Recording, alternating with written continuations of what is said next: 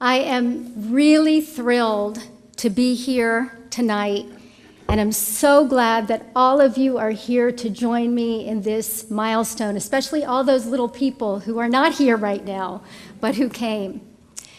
Jewish tradition teaches us that numbers are quite significant, right? We just had the 4 questions of Passover, we have the 7th day of Shabbat, we have the 10 Commandments. There's that whole system of gematria that has mystical significance to numbers. And in fact, we even have a whole section of Torah named Numbers. So this year represents a really big number for me. As Alan just said, 25 years as a rabbi, and next month in May, I get my Doctor of Divinity degree in New York. So 25 years as a rabbi, 20 of which I have been blessed to share with all of you. And so I really feel like this degree is partially all of yours. You share it with me every step of the way. Because within that number of 25, there are all these other numbers that are nearly impossible to quantify. Over 100 people who I've had the privilege of guiding on the path toward Judaism, or blessed under the chuppah.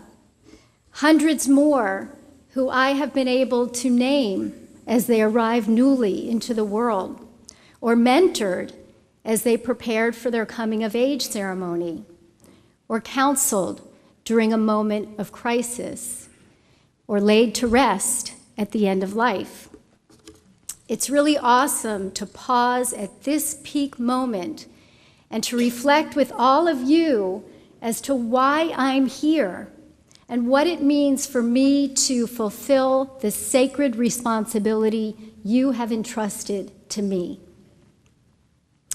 You know, before becoming a rabbi, I had lots of jobs.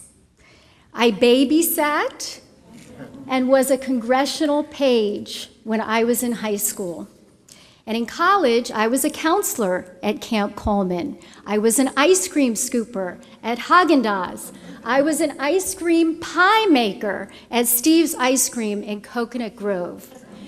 I waited tables at Casey Cagney's, and I even waited tables at Daphne's River House, where I had to wear a hat, makeup, and high heels to be a waitress, and I was inspected.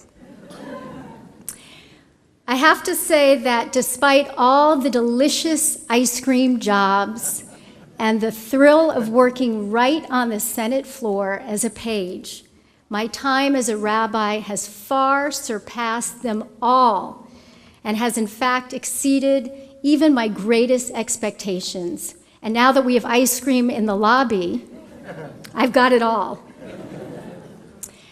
Some of you know that I originally intended on becoming a lawyer, a public defender, in fact. But when I went to visit my rabbi, Herbert Baumgard, to ask him to write me a letter of recommendation, he sat there trying to convince me that I should become a rabbi.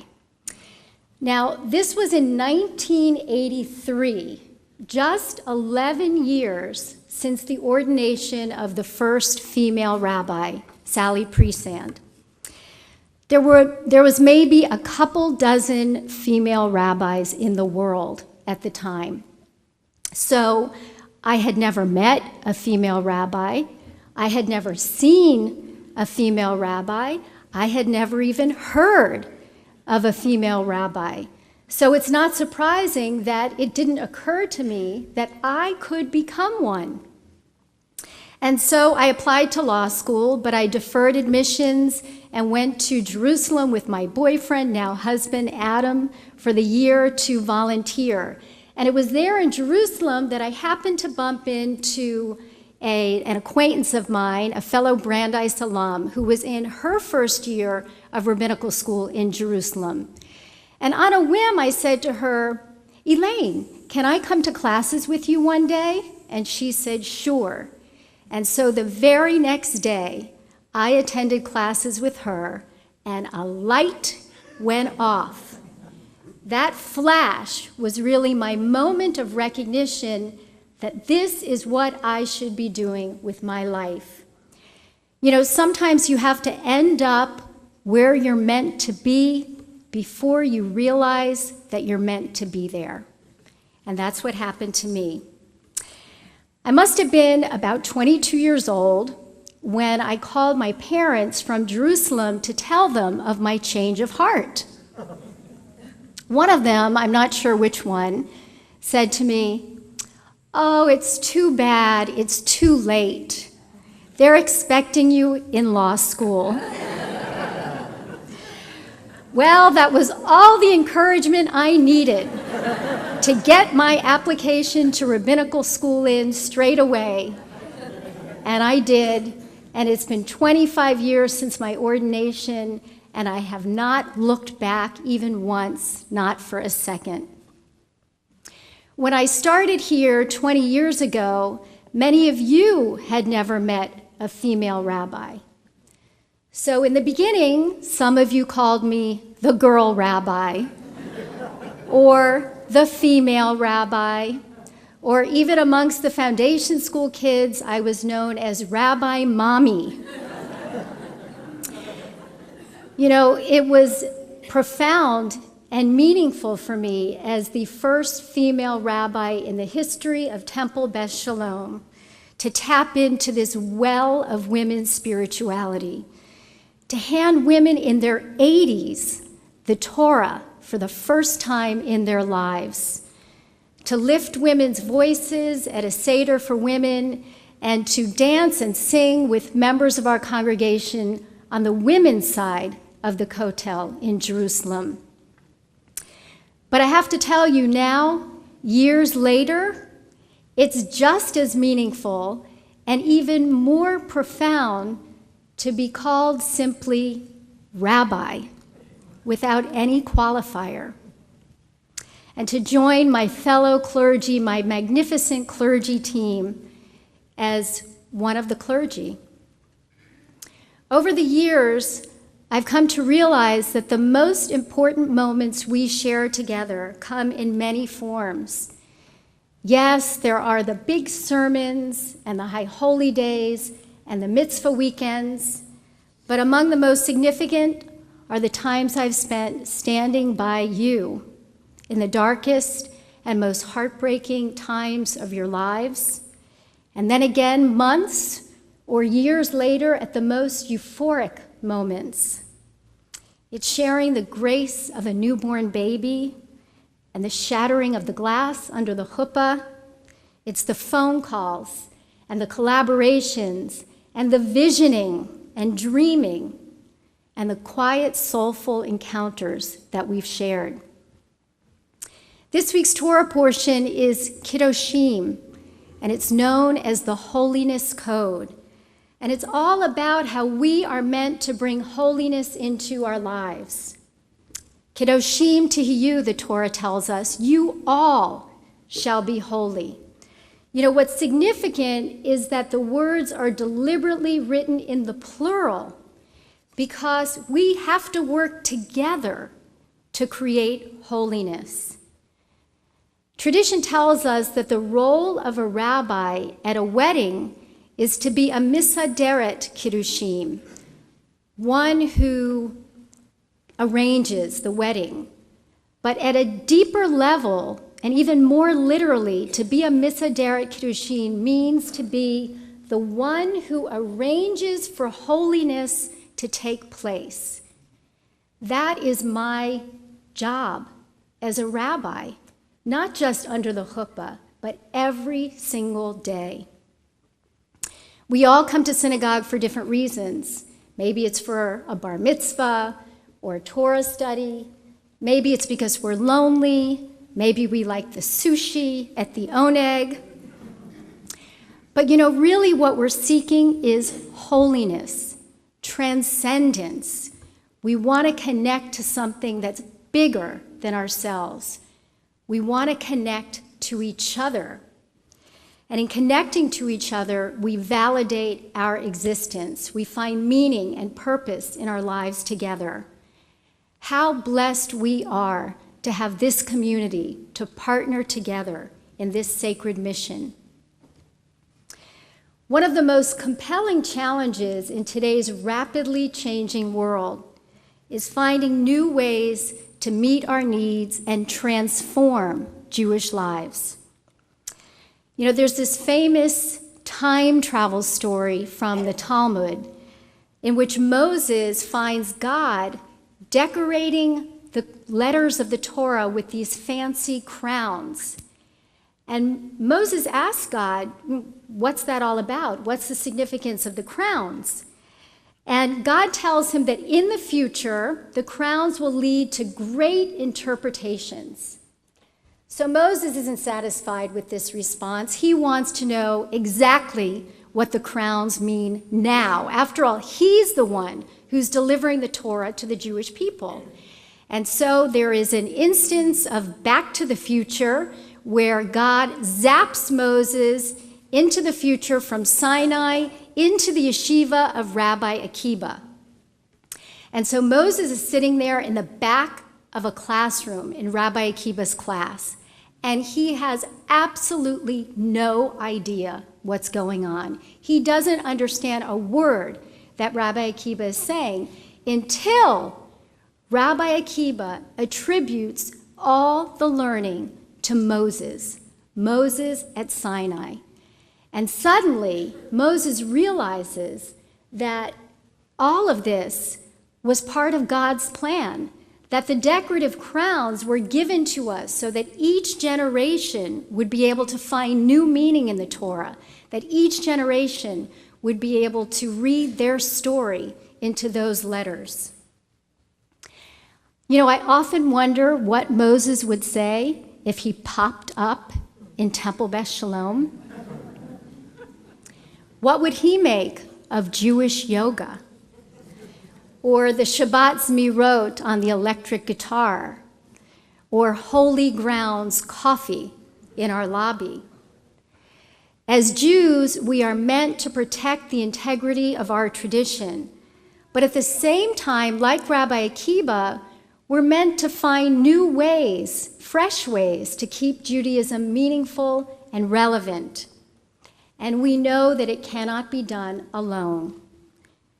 We have much to celebrate in our congregation as we are forging new paths for Jewish renewal together. We do that when we reach out to the greater Jewish community beyond our walls through the tribe and the open tent, when we experiment with worship through unplugged High Holy Day services or Rock on Shabbat. We are imagining new ways of living Jewishly, and then we are making what we imagine together real. Every day brings new possibilities of what we will imagine together next. Each step along this Jewish journey we have taken together has brought me great joy.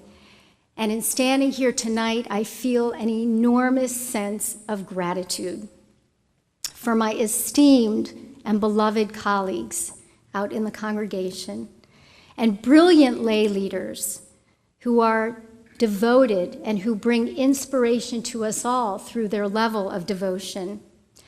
For you, the entire congregation, for your partnership and for putting your trust in me. I want to also thank our sisterhood and host committee for helping to make tonight so special, and the glorious singers who elevated this service to such a high, enchanting, beautiful level. And also all of you who donated to Camp Coleman to help build the Temple Beth Shalom cabin at Camp Coleman. My gratitude to my family is beyond measure. You know, my father's yahrzeit is tonight. And even though he's not here, he is here, his chest swollen with pride. And every time I see Jose Ben-Ray looking at Jen as she's singing, I'm reminded of my dad because of that pride. And to my mother for launching me into this world, to my children for their infinite patience and generosity in sharing me with the Temple Beth Shalom family. And most of all, to my partner in life, Adam, for your wisdom, guidance, challenge, and support. Thank you all for the great, great privilege of allowing me to be a Misaderet Kiddushim, one who is your partner in creating this sacred community. Thank you.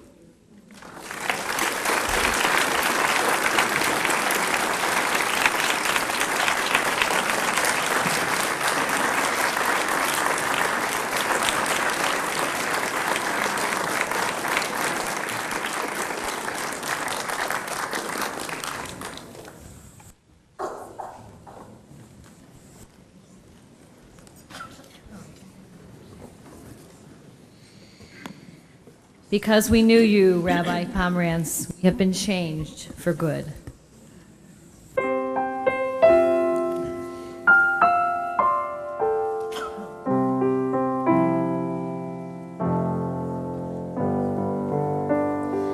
I've heard it said that people come into our lives for a reason, bringing something we must learn, and we are led to those who help us most to grow if we let them, and we help them in return. Well, I don't know if I believe that's true, but I know I'm who I am today because I knew you. Like a comet pulled from orbit as it passes the sun, like a stream that meets a boulder halfway through the wood. Who can say if I've been changed for the better? But because I knew you,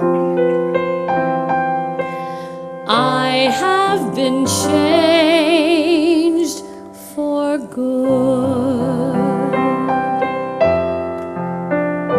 It well may be that we will never meet again in this lifetime. So let me say before we part, so much of me is made from what I learned from you. You'll be with me like a handprint on my heart. And now whatever way our stories end, I know you have rewritten mine by being my friend. Like a ship blown from its mooring by a wind of the sea, like a seed dropped by a skybird in a distant wood. Who can say if I've been changed for the better? But because I knew you, Because I knew you, I have been changed for good. And just to clear the air, I ask forgiveness for the things I've done you blame me for. but then I guess we know there's blame to share, And none of it seems to matter anymore. like a ship blown from its mooring by a wind off the sea, Like a seed dropped by like a a seed skybird dropped by a in bird a in distant the wood. Who can say If I've been changed for the better? I do believe I have been changed for the better. And because I knew you, Because I knew you, because I knew you, I have been changed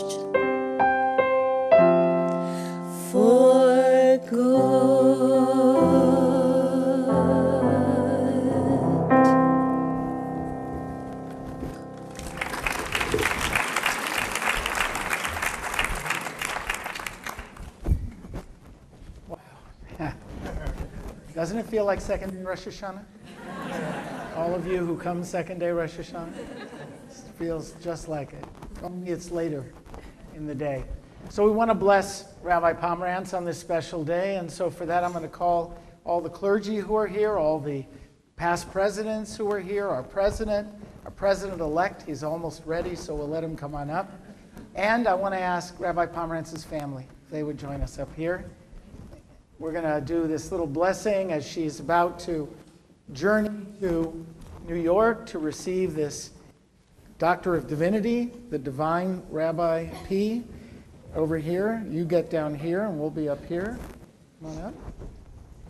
And I'll ask everyone to please stand. We know, those of you who know this communal talit know that it was created over 2 mitzvah days that Rabbi Pomerantz was involved in, but more importantly, it has parts of 2 very special people to all of us who have been here a long time, Rabbi Kronish and Rabbi Jolt, who that part of their talit and kippah are in this very piece that represents our history. And so why don't we spread this out over Rabbi Pomerantz. And all of us, you don't have to hold it up, I think we can do it. So we, as we bless her, I ask you all to think of the blessings you hold in your heart at this moment. And we do the Birkat Kohanim, the priestly benediction, as she goes to New York to receive her doctorate. Yivarechecha Adonai v'yishmerecha. The Lord bless you and keep you.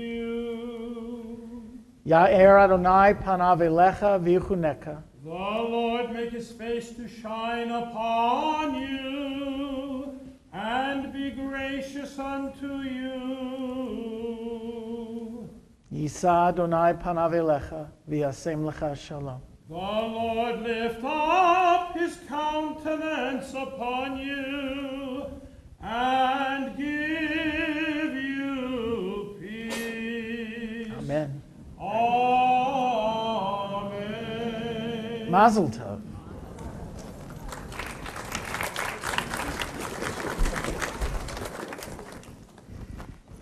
Cantors, how are we finishing this service? Rabbi, we are finishing it with a special melody, Osa Shalom, that comes from Israel. Are we doing it now? Call up everybody.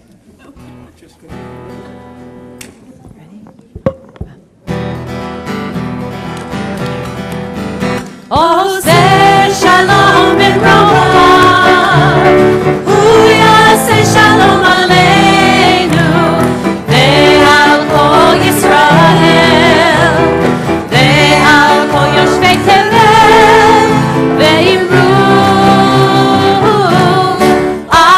amen.